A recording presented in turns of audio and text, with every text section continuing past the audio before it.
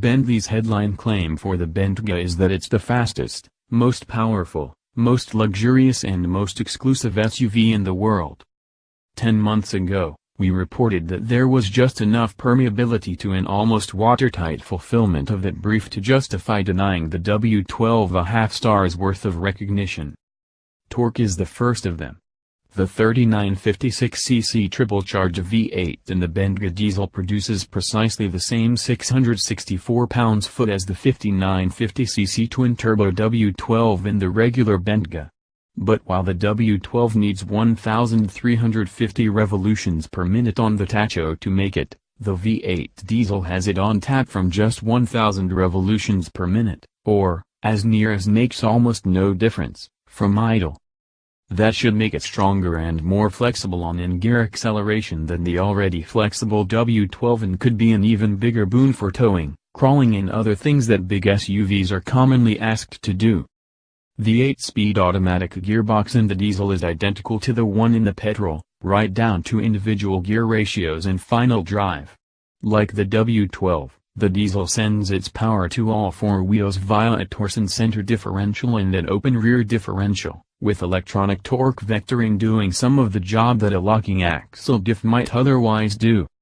Bentley's modifications to the Audi V8 diesel are confined mainly to ECU software changes.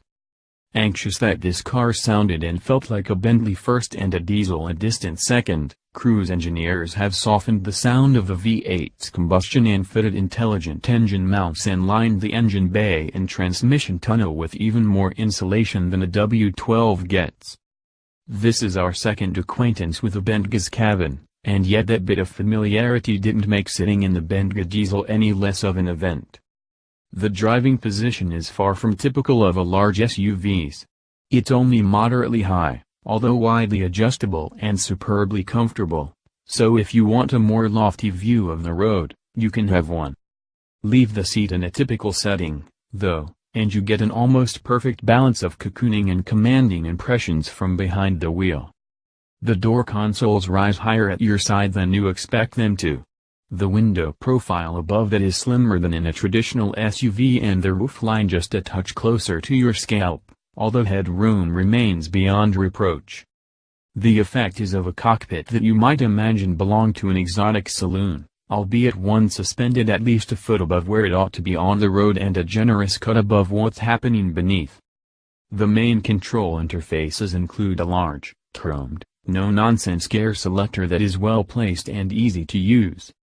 Behind that is a rotary dial that doubles as a push-button engine starter button and, by twisting it, allows you to cycle through the Bentayga's various ride, handling, traction and stability control modes, including Sport, Comfort, Custom, Snow, Sand, Forest and Track.